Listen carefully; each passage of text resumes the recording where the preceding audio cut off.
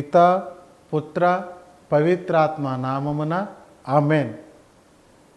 దివ్యవాణి TV ప్రేక్షకులకు నమస్కారం. దివ్యవాక్కు అనే కార్యక్రమంలో నీ వాక్యపు వెలుగులో అనే అంశానికి స్వాగతం.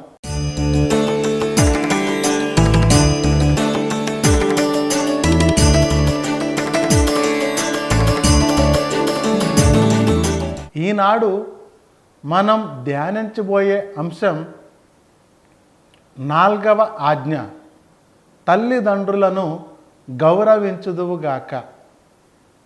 గమనిస్తే ఈనాటి రోజుల్లో తల్లిదండ్రులను వదిలేసి తల్లిదండ్రులను పట్టించుకోకుండా జీవిస్తున్నటువంటి బిడ్డలు ఎందరో ఉన్నారు.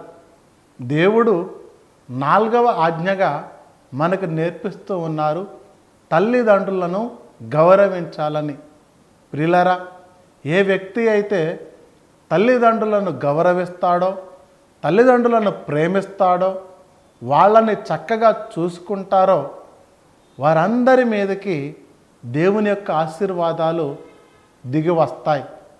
ఏ వ్యక్తి అయితే తల్లిదండ్రులను పట్టించుకోవట్లేదో, ఏ వ్యక్తి అయితే తల్లిదండ్రులను వదిలేశాడో వాళ్ళు దేవుని యొక్క శాపానికి గురి అవుతూ ఉంటారు.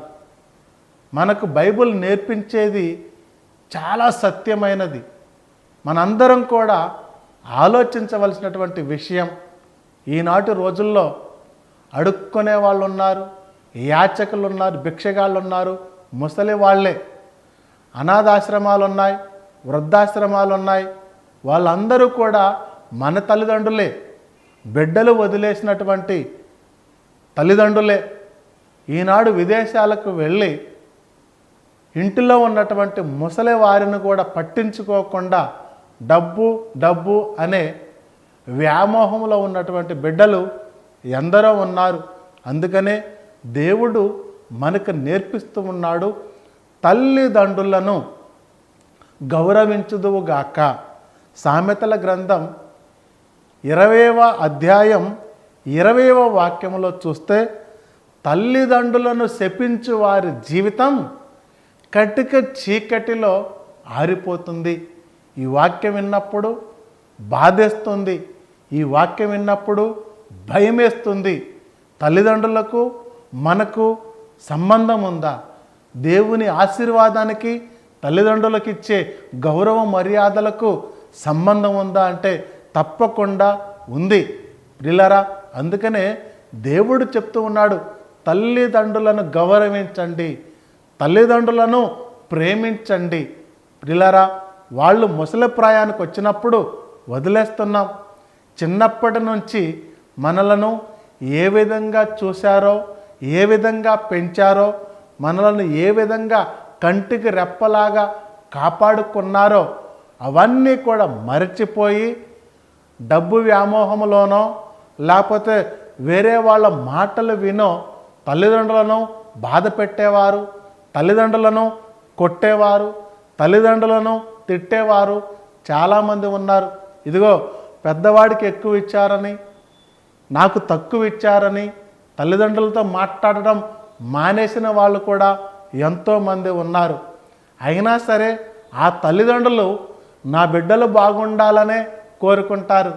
పెద్దవాడైనా చిన్నవాడైనా నా బిడ్డలు బాగుండాలనే, నువ్వు వారికి అన్నం పెట్టినా పెట్టకపోయినా, వారిని చూసుకుంటున్నా చూసుకోకపోయినా నా బిడ్డలందరూ కూడా బాగుండాలని కోరుకునే వాళ్ళే మన తల్లిదండ్రులు.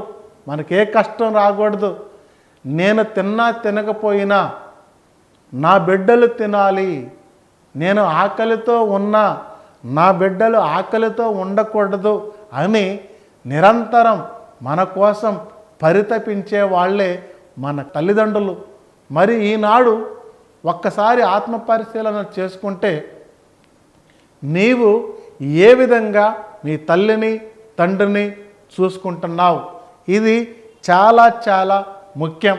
ప్రియులరా, ఎవరైతే తల్లిదండ్రులను శపిస్తారో, తల్లిదండ్రులతో బూతు మాటలు మాట్లాడతారో, తల్లిదండ్రులతో అనరాని మాటలు అంటారో వారి జీవితం ఆరిపోతుంది, జాగ్రత్త అని దేవుడు తెలియజేస్తూ ఉన్నాడు.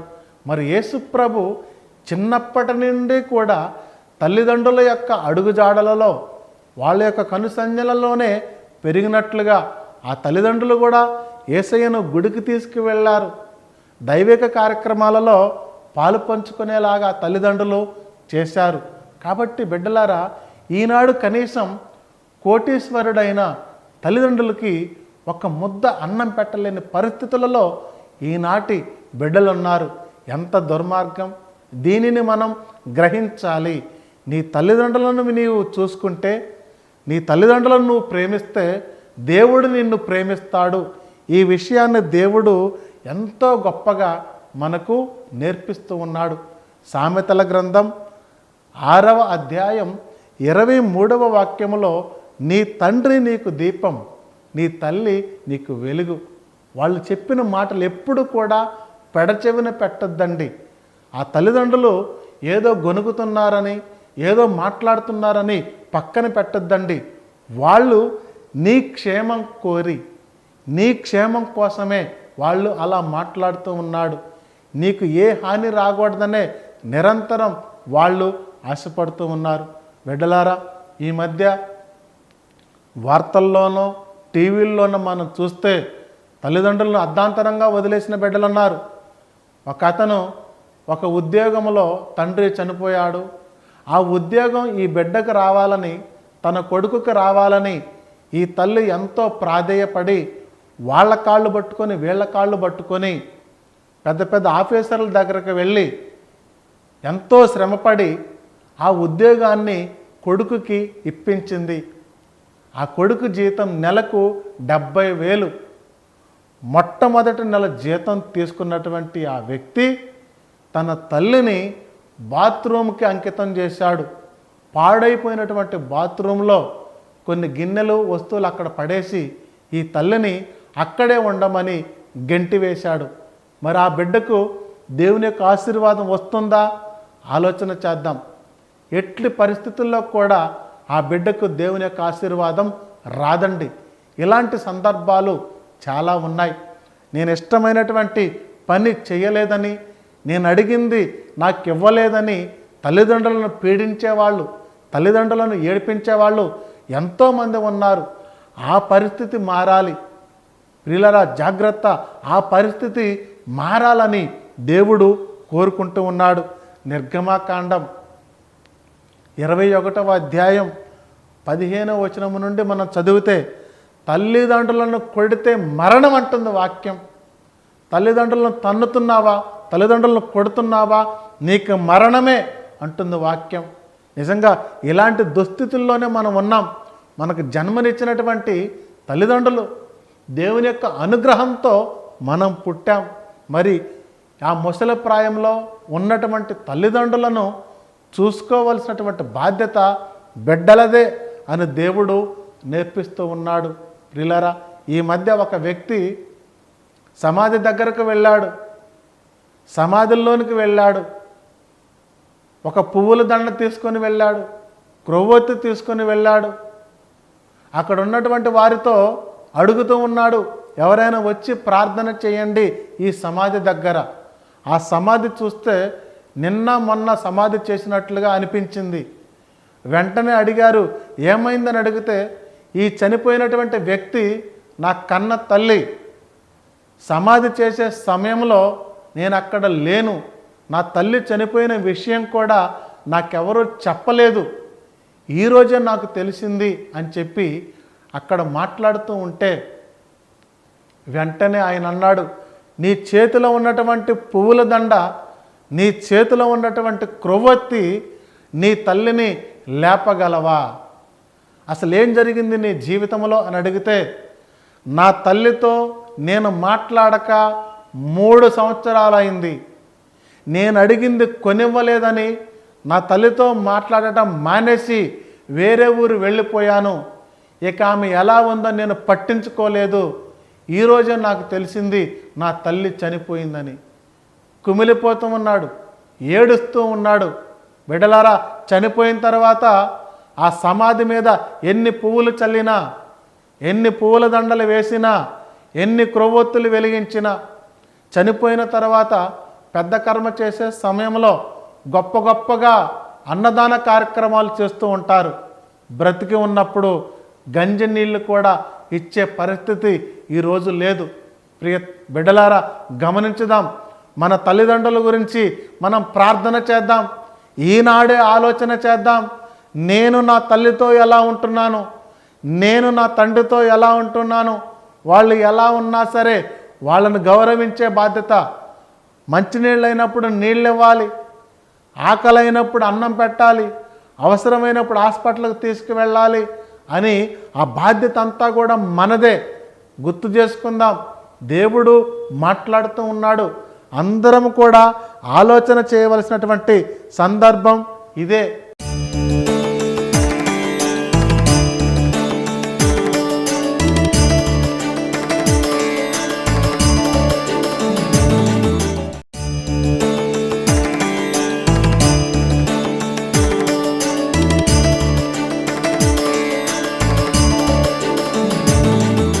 దేవుడు 4వ ఆజ్ఞగా దానిని మరీ కూడా నేర్పిస్తూ ఉన్నాడు. తల్లిదండ్రులను గౌరవించుదువుగాక. ఎవరైతే తల్లిదండ్రులకు లోబడి ఉంటారో, ఎవరైతే తల్లిదండ్రుల మాట వింటారో వారెప్పుడు కూడా నిరంతరం పచ్చగా, సంతోషంగా, కష్టాలు లేకుండా, శ్రమలు లేకుండా, బాధలు లేకుండా నిరంతరం సంతోషంతో అలరారుతూ ఉంటారు. కారణం, ఏ బిడ్డలైతే తల్లిదండ్రులను చూసుకుంటున్నారో వారి మీద దేవుని యొక్క అనుగ్రహం ఉంటుంది. బిడ్డలారా, ఆలోచన చేయి.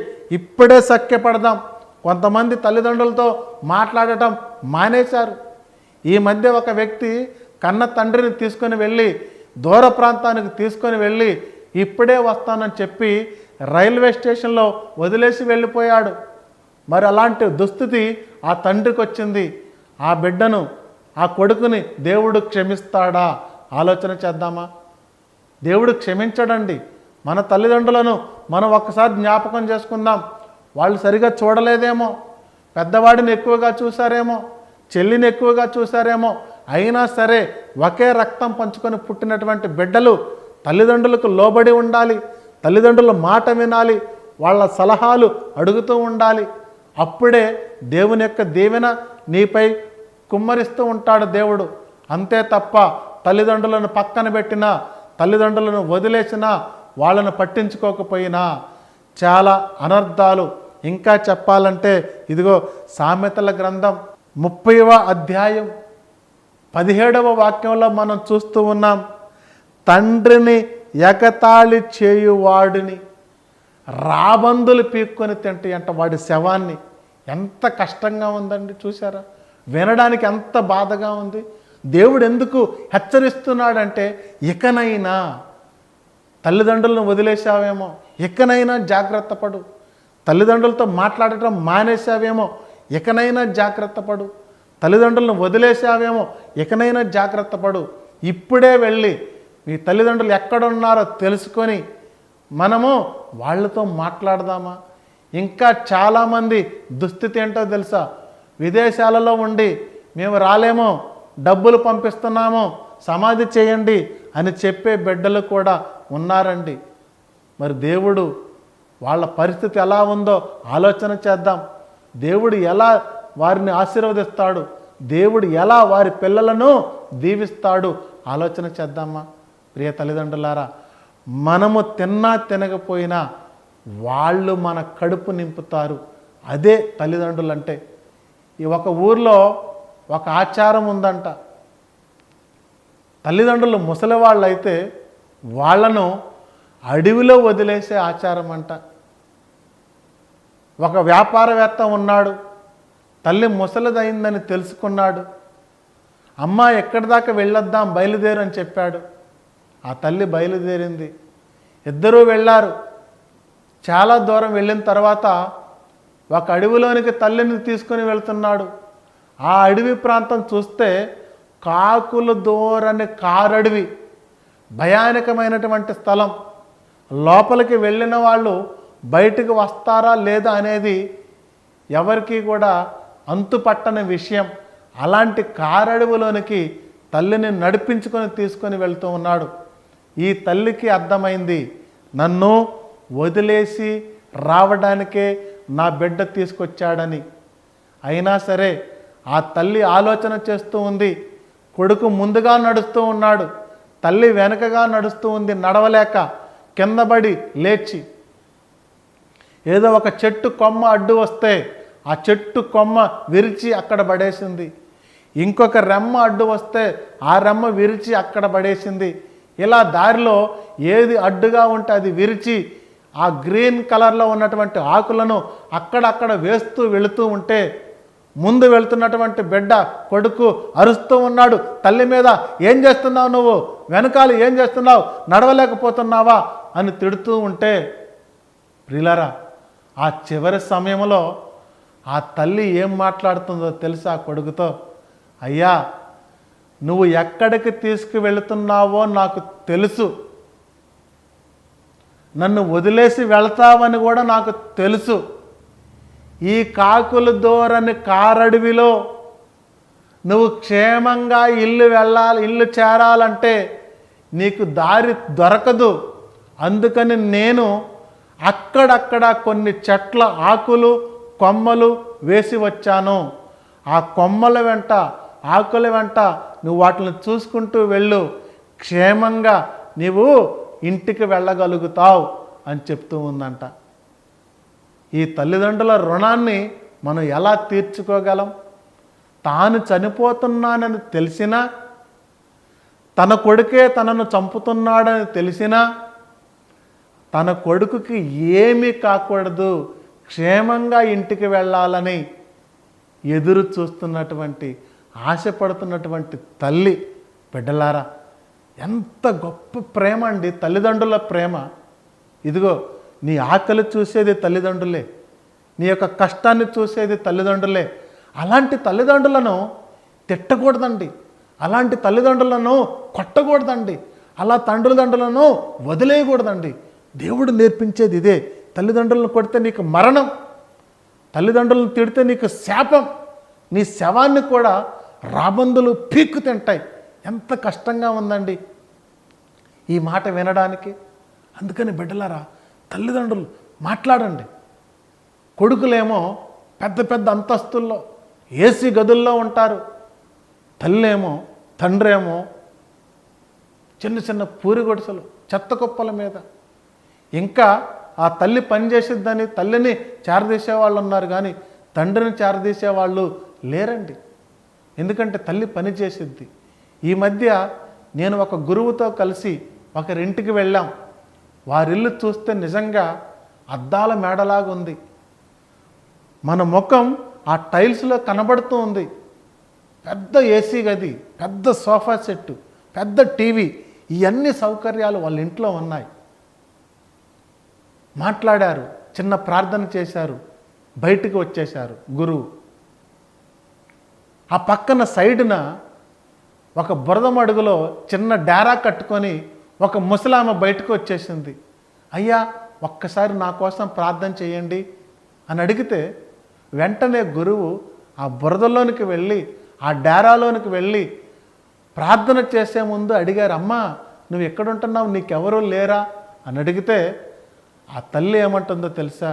అయ్యా, మీరు ఇప్పుడు వెళ్ళి వచ్చారు కదా, అది నా కొడుకు ఇల్లే, అది నా కొడుకే ఇల్లే అంటుంది.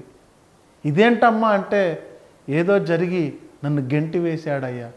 చూసారా, కొడుకేమో పెద్ద పెద్ద మేడల్లో ఉంటున్నాడు, తల్లేమో బురద మడుగుల్లో డేరాల్లో ఉంటుంది. మరి దేవుడు వారి బిడ్డలను వారి కుటుంబాన్ని క్షమిస్తాడా? వారికి ఆశీర్వాదం దొరుకుతుందా? ఒక్కసారి ఆత్మపరిశీలన చేసుకుందామా? అందుకని దేవుడు నేర్పించేది ఇదే. తల్లిదండ్రులను గౌరవించాలి, తల్లిదండ్రులను ప్రేమించాలి, నిరంతరం వారి కోసం ప్రార్థన చేయాలి. వారి జీవితంలో ఏదైనా కావాలా, ఏదైనా లోటుపాట్లు ఉన్నాయా అని మనం తెలుసుకొని ముందుకు వెళితే, బిడ్డలారా, దేవుని యొక్క శాపం నీ మీదకి రాకుండా ఉండాలంటే తల్లిదండ్రులతో సఖ్యపడు. మనమేం చేస్తూ ఉన్నాం? అందరితో మాట్లాడుతూ ఉంటావు, స్నేహితులతో మాట్లాడుతూ ఉంటావు, పిల్లలతో మాట్లాడుతూ ఉంటాం, కుటుంబంతో మాట్లాడుతూ ఉంటాం, తెలియని వాళ్ళతో కూడా మాట్లాడుతూ ఉంటాం. కానీ తల్లితో మాట్లాడడం, తండ్రితో మాట్లాడడం, మరి వాళ్ళు ఏం నేరం చేశారో ఒకసారి ఆలోచన చేద్దామా? వాళ్ళు ఏమి చేయకపోయినా వాళ్ళతో మాట్లాడడం, మనం చీరాకించుకుంటాం, చేదరించుకుంటాం, గెంటి వేస్తాం. వాళ్ళ పరిస్థితి బాగలేదు, వాళ్ళ వయసు అయిపోయింది, వాళ్ళు వృద్ధాప్యంలోకి వచ్చారు, వాళ్ళ ఆరోగ్యం బాగలేదు. అలాంటి పరిస్థితుల్లో కనీసం ఒక టాబ్లెట్ ఇచ్చి, కొంచెం మంచినీళ్ళు ఇచ్చి, ఒక ఇడ్లీ పెడితే వాళ్ళు ఎంతో సంతోషిస్తారు, వాళ్ళు ఎంతో దీవిస్తారు నిన్ను, నీ బిడ్డలను. కాబట్టి ప్రియులరా, ఒక్కసారి ఆలోచన చేయి. ఇక నుంచి నేను నా తల్లిని ఎలా చూసుకుంటున్నా, నా తండ్రిని ఎలా చూసుకుంటున్నా, చనిపోయిన తర్వాత వారి కోసం ఏది చేసినా వ్యర్థమే. ఎన్ని అన్నదానాలు చేసినా, ఎన్ని కొబ్బరికాయలు కొట్టినా, సమాధి ఎంత గొప్పగా కట్టించినా వ్యర్థమే. మనం చూస్తూ ఉన్నాంగా, ఇంట్లోనేమో పూరి గుడిసె, చనిపోయిన తర్వాత ఆ సమాధి పెద్ద పెద్ద టైల్స్తో అందంగా కట్టుతూ ఉంటారు, జ్ఞాపకంగా కడుతూ ఉంటారు. వాళ్ళ బొమ్మలు కూడా ఆ సమాధి మీద పెడుతూ ఉంటారు. బిడ్డలారా, ఒక్కసారి ఆలోచన చేద్దామా? దాంట్లో ఆశీర్వాదం ఉందా? దానిలో దీవెన ఉందా? దానిలో దేవుడు ఉన్నాడా? ఒక్కసారి ఆలోచన చేయి. ఇదిగో, ఎవరైతే తల్లిదండ్రులకు లోబడతారో, ఎవరైతే తల్లిదండ్రుల మాట వింటారో, అందుకని మనం చూసాం సామెతలు 6:23లో, ఈ తల్లి నీకు దీపం, నీ తండ్రి నీకు దీపం, నీ తల్లి నీకు వెలుగు. ఎంత గొప్ప మాట అండి! తల్లిదండ్రుల మాట ఒక దీపం అయితే, ఆ తల్లి మాట వెలుగుగా, వాళ్ళిద్దరూ మాటలు మన చేతిలో ఉన్నటువంటి ఒక క్రొవ్వొత్తిగా, ఒక దీపంలాగా నిరంతరం మనకు దారి చూపించే తల్లిదండ్రులను ఎప్పుడు కూడా మనం ప్రేమించాలి, గౌరవించాలి. ఒకవేళ తల్లిదండ్రులు చనిపోయి ఉంటే వారి కోసం ప్రార్థన చేయాలి, వారి కోసం పూజాబలి అర్పించాలి. తప్పకుండా దేవుడు వారికి నిత్య విశ్రాంతిని తన స్వర్గరాజ్యంలో ఆ తల్లిదండ్రులను చేర్చుకుంటారు. కాబట్టి బిడ్డలారా, దేవుడు నేర్పిస్తున్నటువంటి అంశం తల్లిదండ్రులను ప్రేమించాలి, తల్లిదండ్రులను గౌరవించాలి. అప్పుడే నీకు ఆశీర్వాదం, అప్పుడే నీకు దీవెన.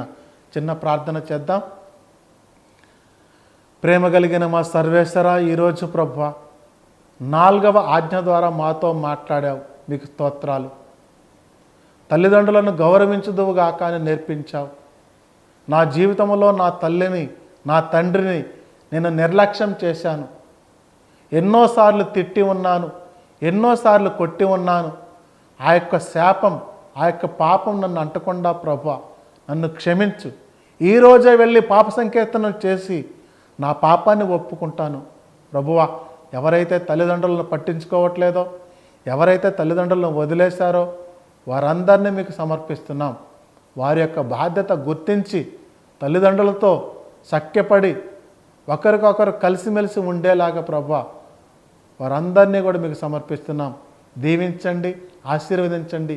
ముఖ్యంగా దివ్యవాణి ప్రేక్షకులు ఎవరైతే ఉంటున్నారో, ఈ వాక్యాన్ని విన్నారో వారందరి జీవితాలలో ప్రభువా జ్ఞానాన్ని ఇచ్చి తల్లిదండ్రులతో కలిసిమెలిసి జీవించేలాగా, వారి కోసం ప్రార్థన చేసేలాగా, వారిని వాగోగులు చూసుకుంటూ ప్రభువా వారందరినీ కూడా కంటికి రెప్పలాగా కాచే బిడ్డలుగా మార్చమని, నీ యొక్క ఆశీర్వాదాలు కురిపించమని మా ప్రభువు మా రక్షకుడైన యేసు క్రీస్తు అతి శ్రేష్టమైన నామములో ప్రార్థన చేస్తూ ఉన్నాం తండ్రి. ఆమెన్. పిత, పుత్ర, పవిత్రాత్మ నామమున ఆమెన్.